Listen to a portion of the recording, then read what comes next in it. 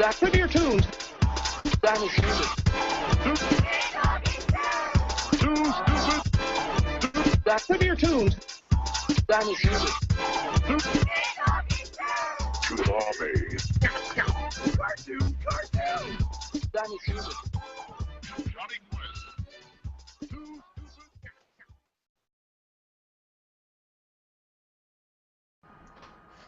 Hey guys, I'm Zach. Hey, how's it going? I'm Evan. Hey. And today we have a very special guest with us, an awesome animator who's done 2D claymation, 3D design, and wow. The whole works. Just so good to talk to him.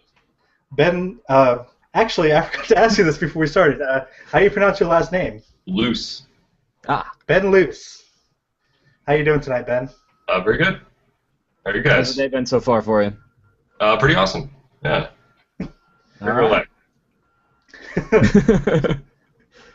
All right. So I guess we'd go ahead and just jump right back in. Well, I mean, you're a member of the Frederator network. You're one of several animators that post things to like YouTube and work on projects that have either been invited or have joined their own fruition. It's great to have you. What kind of opportunities are you hoping will come out of the Frederator network? That's a good question. I guess I don't know. I don't have specific future goals with that, but just other than collaborating and music videos. Right on. Yeah. It's one of the cool things so about it is you see all these different projects and people just sharing stuff. So it's a pretty cool way to approach that kind of stuff. Definitely, yeah. So I guess we could just kind of start like at the beginning. What first really got you into animation? I think I've just always drawn, like from a super early age, probably 2 or 3. I started drawing and then just watched a ton of cartoons as a kid. Loved them, wanted to know how they were done, and I would watch like Fantasia and just like wear out the tape. I loved the the dinosaur one, etc. Anyway, but yes, and then beyond that, I think when I saw Toy Story when I was like 6 years old, I was like, oh my God, what did I just see? How did they do that? Like, I want to know how to do that. It was a big moment. And just cartoons, man. Yeah, I love cartoons. I think that's why we're all here, just because of our love of cartoons. What were some of your favorites growing up? God, I mean, like for movies. I mean, obviously Fantasia. I love the Brave Little Toaster. That was like kind of a kids movie, but if you really watch it again, it's just like, holy crap, this movie is really bizarre and messed up. but definitely formative. And then obviously like classic like 90s Disney stuff, Lion King, all that jazz. Right on. But I really got into I loved Invader Zim when that came out. That was so different and so just like perfect for middle school for me. Yeah. Yeah. The perfect time for that to happen. It was out there. Yeah. Oh my God. So crazy. So like I said at the very beginning, you have like a lot of different styles that you've done, like claymation and 3D. How did you kind of study animation? Kind of where did you get a hang of it? Well, I started doing like just claymation stuff when I was, I don't know, probably like 7 or 8, and I remember my cousins stopped by and we just made this thing called like Captain Clay, and just just very young age doing that stuff. And then I always wanted to be some kind of artist I didn't know, so I just kept drawing, kept watching cartoons and using them as reference. And finally, in like high school, I got on the robotics team, and they had a program where you could learn how to use a 3D program. So we used 3ds Max. Cool. And nice. so it was really good. And I just went through all the tutorials that they had on the site and started teaching myself.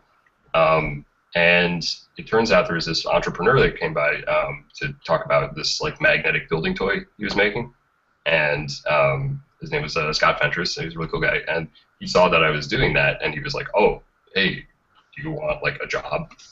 And I was, wow. Yeah, it was crazy. And so that was like freshman year in high school, and during the summer I went and just worked for him sort of part-time, and did at that point I was also using Flash because I saw that at a camp that I went to, and downloaded it and just got way into Flash.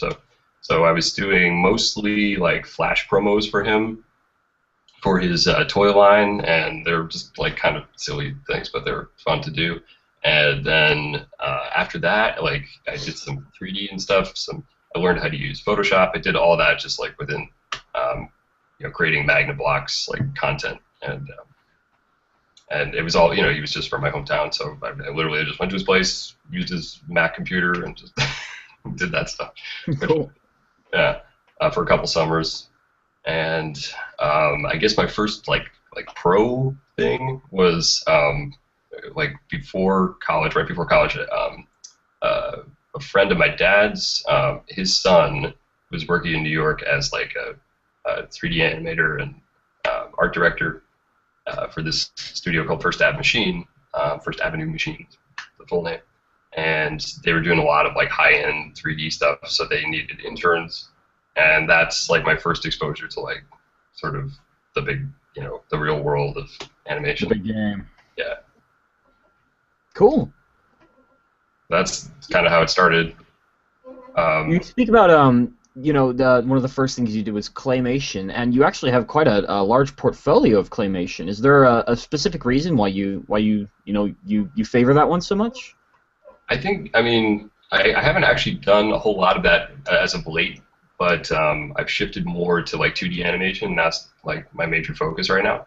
I think claymation was kind of like where I started out with animation. So, technically I started out like drawing, and I just felt like I didn't know what illustration was at the time. I was just like drawing, like drawer. I was a drawer, Right on.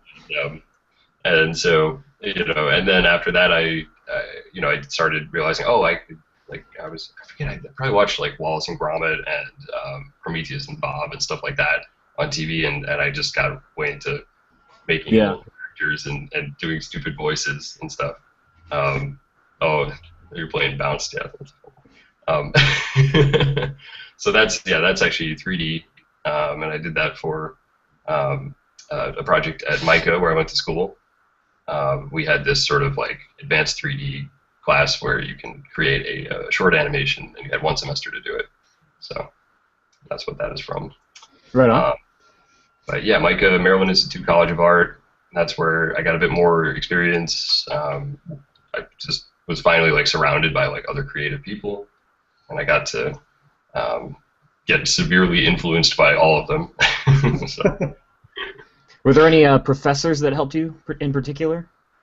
Yeah. Well, definitely. I did the pre-college program, and Steve Meneely was a great professor. At the time, I think he was. I'm trying to remember if he was a professor at the time, but he kind of went from being a professor to like a tech guy, and then back to a professor again, which is really what he wanted to do, which was awesome.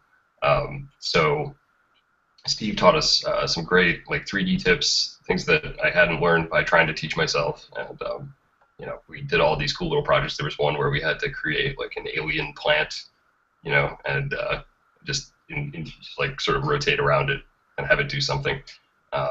Great little short assignments like that. Right on. And at that point, though, in college, I started shifting very strongly towards like the 2D world, because I saw all these really cool illustrators and people around me doing like amazing stuff with 2D, and I saw that 3D was sort of like the studio game. It was kind of like, okay, you needed just tons of people to do this professionally. And if you ever look at the credits for like The Incredibles or any 3D movie, like a large amount of that, it's just, yeah, name after name after name. Crazy amount of people, and they may not even be, paid what they're worth. Who knows? So there's that angle too. But yeah, like the whole Rhythm and Hues thing. You guys remember that? That was sort of nail in the coffin there. But yeah. Let's see. So you kind of talked about professors that helped inspire you. What kind of inspirations did you have growing up to kind of get you into illustration and animation? I think there were certain. I'm definitely like cartoons, like obviously like Rugrats and Nickelodeon shows of all kinds, SpongeBob and everything. I feel like I was sort of watching like the generic shows, but I was looking at them very, very analytically. I was like, how did they draw like SpongeBob's like pores and how did get that? So I definitely I remember my mom used to sort of say like, Ben, you're watching too much TV. And I'm like, no, but when I watch it, I'm like learning how to do this. So sitting down and like taking notes and stuff. Yeah. So I would say definitely that, and then also my dad exposed me to a lot of really good like classic movies. So there's definitely a film influence, and I think whenever I'm staging in animation, I'm always thinking in like film terms, not thinking in like animated terms so much. Nice. Okay, so let's go ahead and show one of your shorts here. Let's see. Let's go with Damage. So do you want to kind of lead into this? Yeah, sure. So this was a project. Grant Lindahl, who was a friend of mine from college, both animators. We were looking for projects to jump on, and he's also a comedian, so he sort of linked to that world, and he's doing independent comedy. He met comedian Liz Mealy, who has this pretty substantial like indie following in New York, and she was doing a tour in Baltimore where we were going to school, and I believe she was doing a tour actually at MICA. So at that point, they linked up, and she was like, hey, I have this idea for a cartoon. I want to create something about these robots who are damaged, and they're adopted by human parents, and it seemed like a cool idea. So he sent it along to me, and we ended up collaborating and starting to create the show. We did a Kickstarter, and this is what we came up with. All right, let's check it out.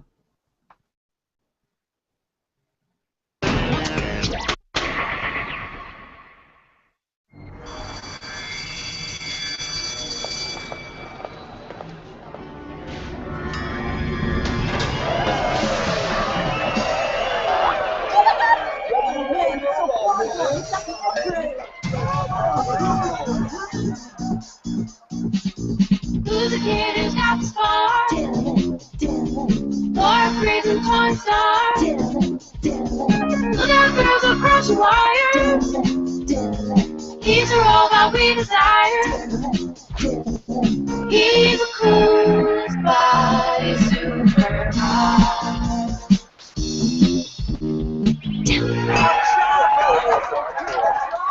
Yeah, so I've been hanging out at pizza parlors, helping ladies in distress. The slice is too big. Oh, well, let me just get that for you, my dear. Oh, yeah, it's pretty amazing. Pretty amazing.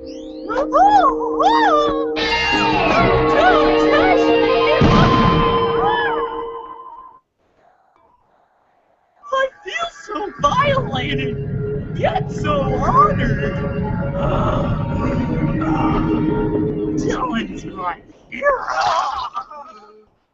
What's so great about Dillon? Dillon flies me to all my classes when I'm late. What do you do? I could pee orange juice. TJ. What do you want me to say?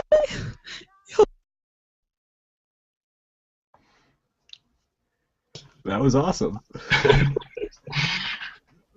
That was pretty amazing. Who does all the voices? Man? Who does? Sorry, say again. Who does all the voices?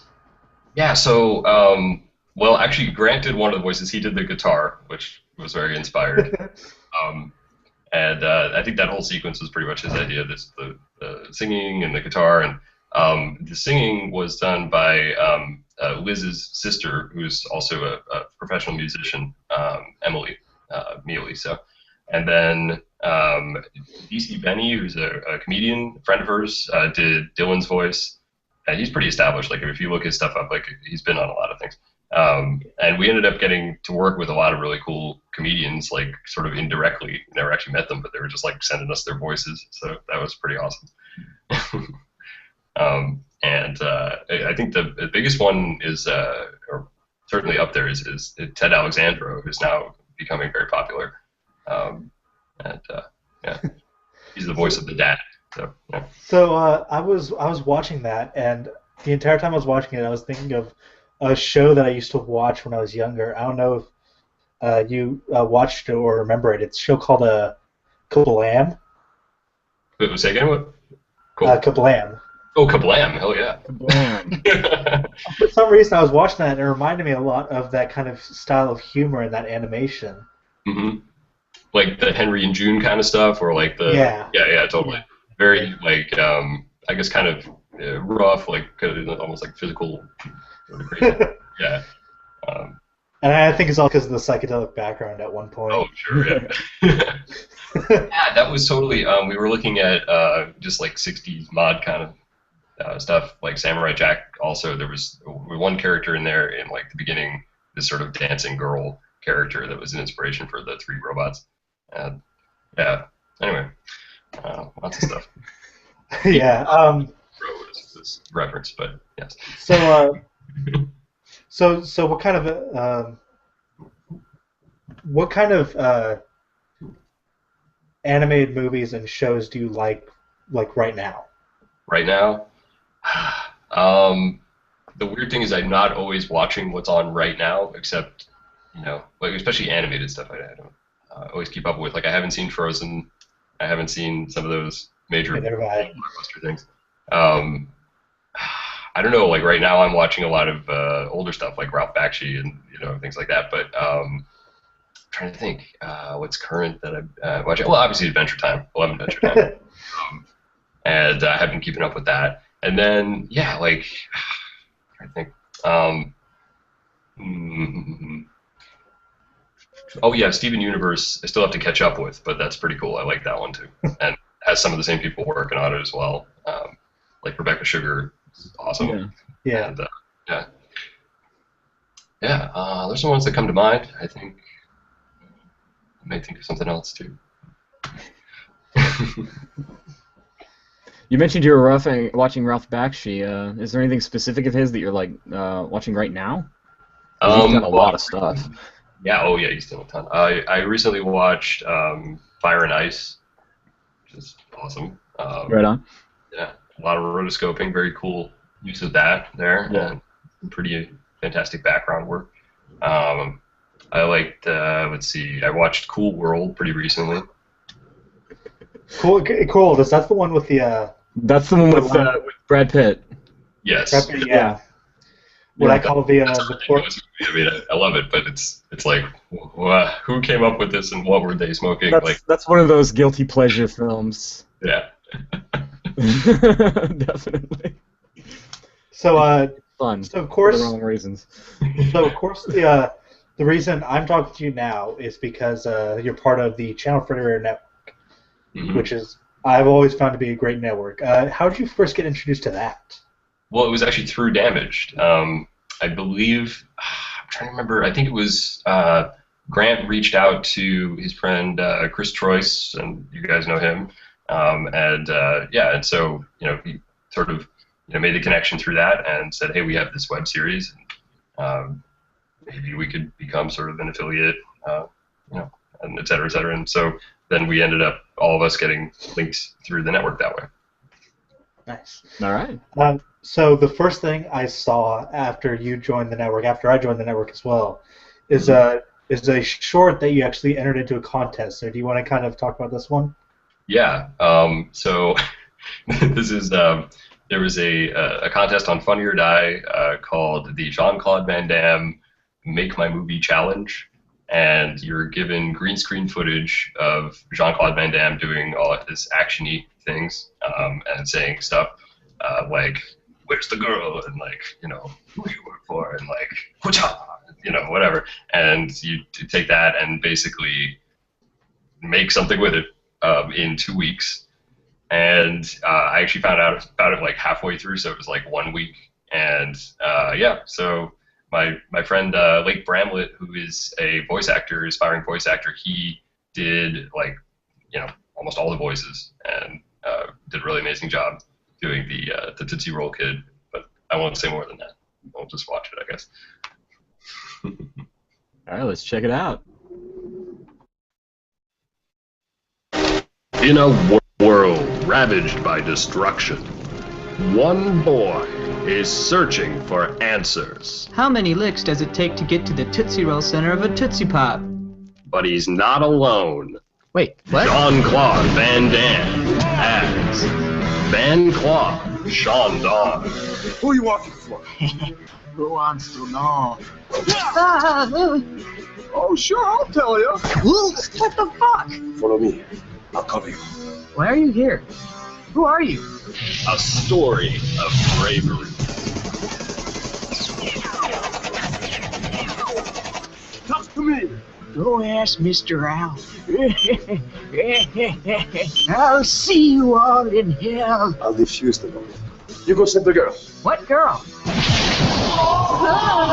The ultimate battle for knowledge. You've come a long way to die. How many hits does it take to kill a man? A what? A two? A three? Sorry, man. The world may never know. Licks of Justice. Coming soon.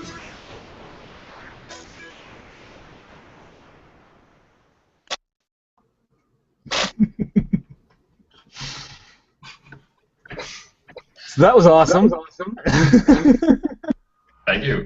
Yeah, I absolutely adore that entire thing. But how did you come up with that idea?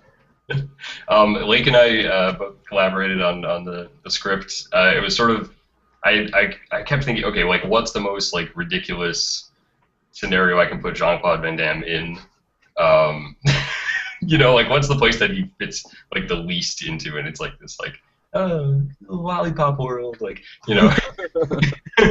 And I think part of it was there was one clip where he's like, who do you work for? And I kept thinking like, oh, like maybe he's got to go through like several characters to get to the final boss, and it made me think of those old commercials of like, right on. Oh, hey, how many licks does it take? Oh, I don't know, ask this guy. Oh, hey, how many licks does it take? Oh, I don't know, ask this guy, And Mr. Owl is I think translates pretty well into a crazy psychopath. Yeah, that worked really well.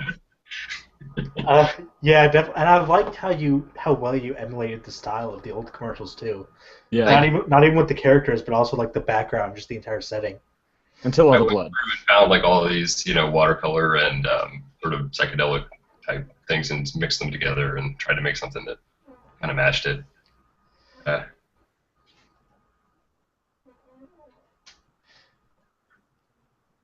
But so, oh yeah, sorry, I was trying to set something up. So let me pull this up. So you have worked a bit with inside the industry and kind of worked with professional companies, I guess you can say. Do you like working with them, or do you like being more independent? I like ideally being more independent. Usually it's something where I want to still have a budget and I want to be sort of paid what I'm worth, and all that. So that always comes into play, and it's not always easy to figure out a way to do that if you're working with people who can't pay you that much. And but even so, I think it's a trade-off. It's definitely I liked the rugby one because I got a chance to. They brought me in specifically because I had done some 2D stuff and they wanted to try that out. They literally said Samurai Jack-esque. So I was like, oh wow, okay, and that was kind of a nice surprise. And that's because they had worked with me in the past and they saw I did all this 2D stuff. So in that sense, that was really nice because even though we certainly had to go through the corporate ladder and still deal with all the usual stuff, it was cool to be able to have that style and have a little more creative control. Yeah, and speaking of that, let's go ahead and take a look at that. Sure. Anything else you want to add to it, or? I guess okay. Well, the premise is it's for Six Nations rugby, and it's a promo that it's based on the style of Samurai Jack, a little bit of that sort of Kung Fu Panda intro as well, and different direction for ESPN for sure. All right, roll it. All right. Here, I'm having some issues here, so give me 1 second. Uh-oh. What happened? It's my time to shine. The only one here. All right, let's check it out.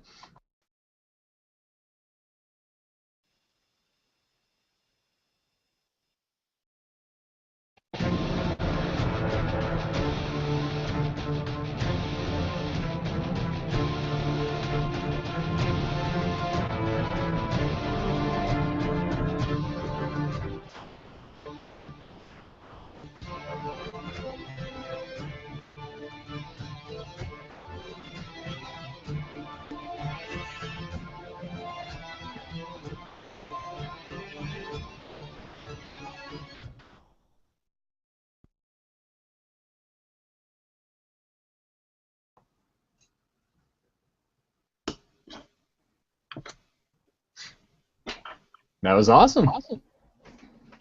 Thank you. I guess that was the short version. That was the 30-second one, but we have a 60-second that is not yet online, and there's a lot more going on as well. You said that they asked specifically for Samurai Jack style, and you can see it really well in there. How much reference do you think you had to do for that, or did you just like sit down and was like, oh, this is how I remember the show being. I'm going to do it like this. No, definitely quite a lot of reference. It was a 4-month project, and so it was like a 4-month contract, which is pretty awesome as a freelancer to be able to do that. Yeah. And it was also on site because I was in the West Coast branch of Anderson Productions, which is the company I had done ESPN promo stuff before like on the East Coast. So Jeremy Joseph is the other animator who was working on this. And he and I really just, I don't know, we just totally immersed ourselves in the project. We hung out and talked about it, I learned so much about drawing muscles during this whole thing. Because I realized how little I knew about muscles. Yeah, and speaking of, I actually have some of the pictures up here. You want to kind of talk about some of the characters here? Sure. So again, this is definitely a good collaboration between Jeremy and myself. He did a lot of sketching, and so did I, and we came up with sort of our best combination. And I did a good portion of the coloring on this. So this is actually all done in Flash, except for the background, which is After Effects. Okay, so here we have. Can you guys see this? Yes. So here we have, I guess, an Irishman versus a Jesus. Yeah, basically Jesus. Yep. So. And Solid Snake without his mustache versus the maid. Versus I don't know. I don't know. That looks like what's his name? That looks like Mark Twain. Yeah. It looks like a really angry Mark Twain. Maybe Professor Wiley. Yeah. Dr. Wiley when he went back into ancient Rome. Yep. Dr. Wiley time. And of course we have Frodo versus a person who is going to become a troll at some point in his life. I was going to say Patrick Warburton. Exactly. Spot on. Oh man, if they made that show, you should get Patrick Warburton on there. Exactly. Just act like you don't know what's going. You're just Patrick Warburton in the past, and you don't know why. Yeah. So anyway, it was totally awesome to work on that, and I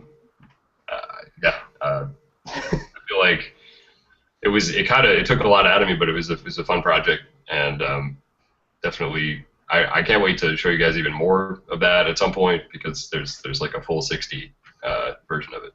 Yeah, we'll definitely feature that once it goes up.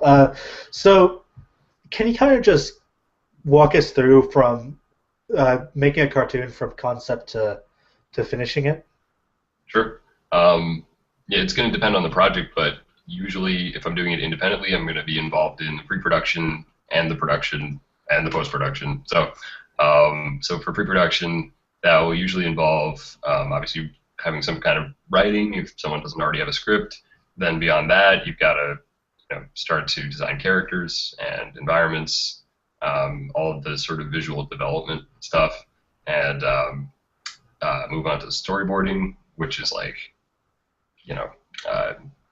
blocking it out and creating like the staging that's going to happen throughout the animation.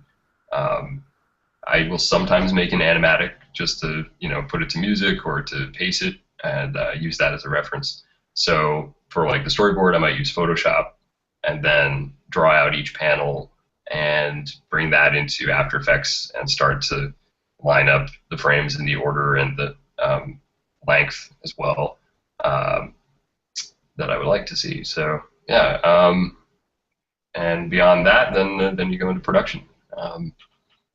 So like I've used a lot of different programs. We have like Flash, TV Paint.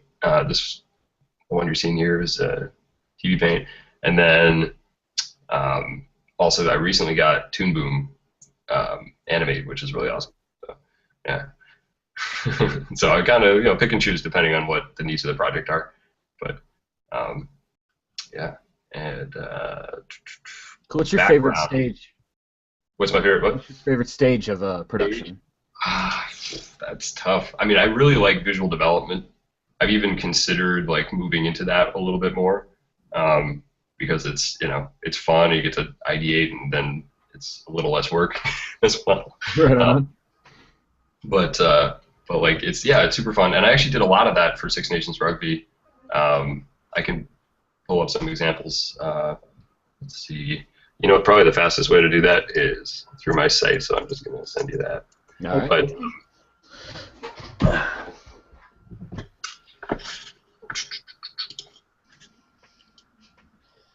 So yeah, while he's pulling that up, I'll go ahead and play another video of yours. Woo! This is called Blue Alley Waltz by Sinitus Tempo. Mm-hmm. Anything you want to say about that one? Yeah, so I'd actually been a big fan of Sinitus Tempo for a while. I saw his music. I guess I listened to his music first when I was on Motionographer, and I saw a short sort of limited music video that someone had done with all these abstract shapes. I thought that was really cool, and so I started listening to him and followed him on Facebook. Then one day he posted like, "Oh, hey, I need like artists, illustrators, whatever," and I was like, okay, well, maybe I could do an album cover. So I sent him a thing, and I'm like, yeah, well, I'm an animator, but blah blah blah. And he's like, oh, perfect. I actually would like to do a music video. So then he pretty much gave me free reign to do almost whatever I wanted, and he liked my ideas. Just went with it. So it took about 3 months to complete, and while also working on some episodes of Damage. All right, well, let's take a look.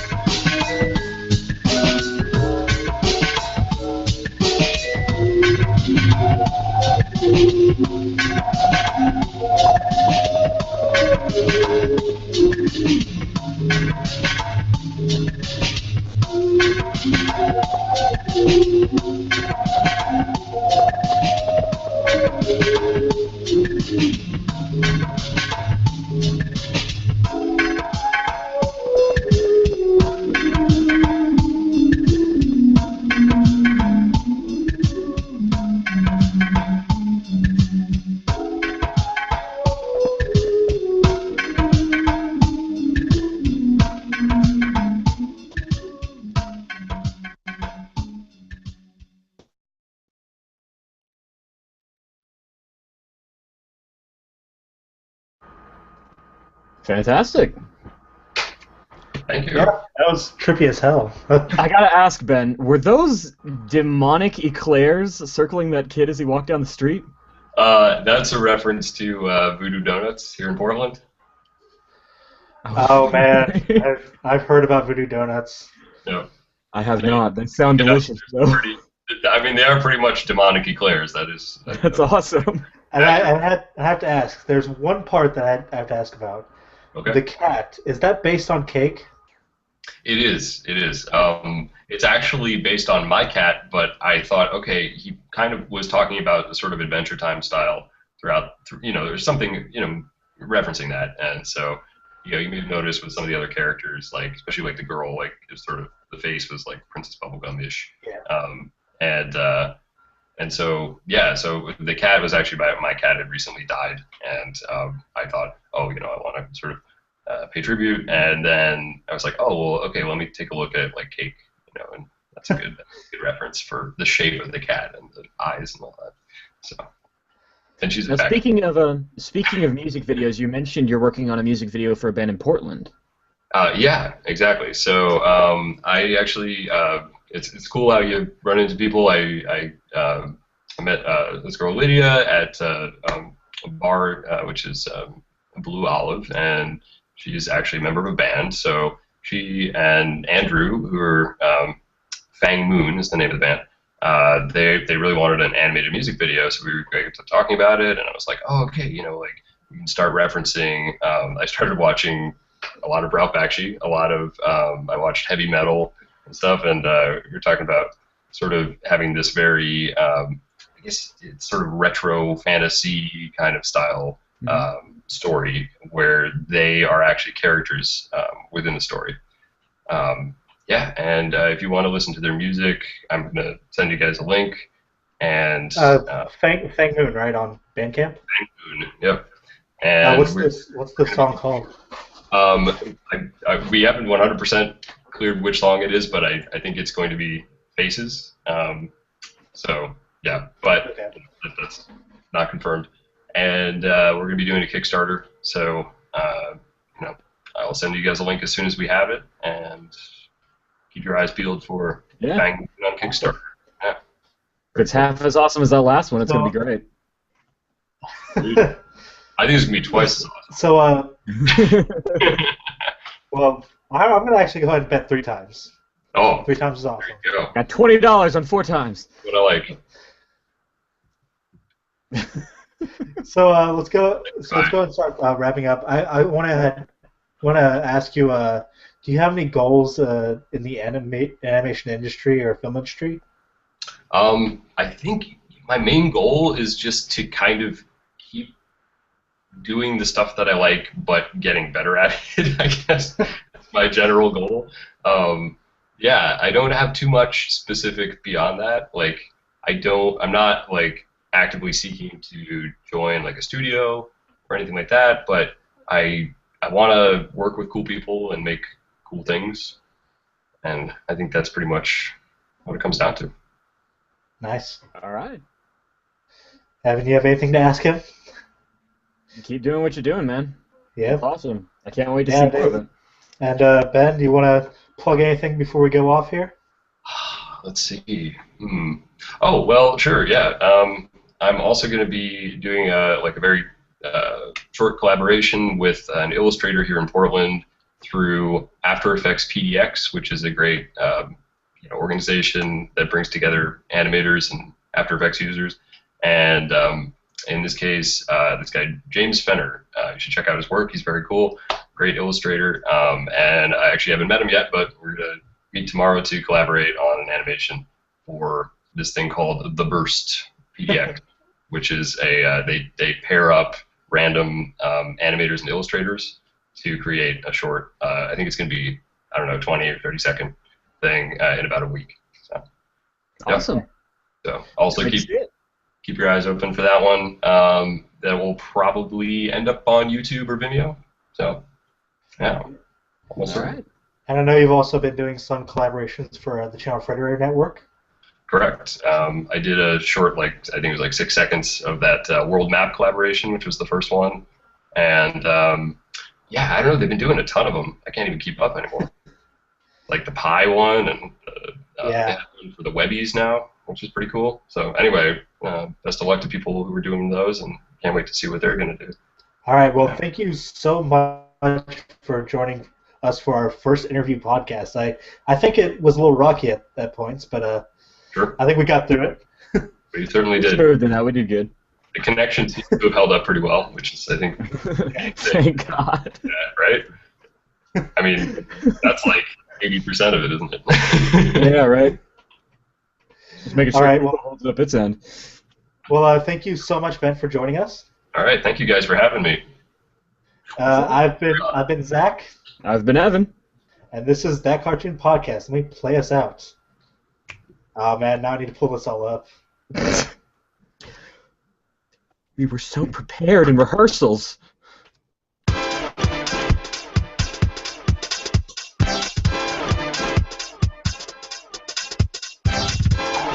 That could be your tunes. That is music. That could be your tunes. That is music. To the army.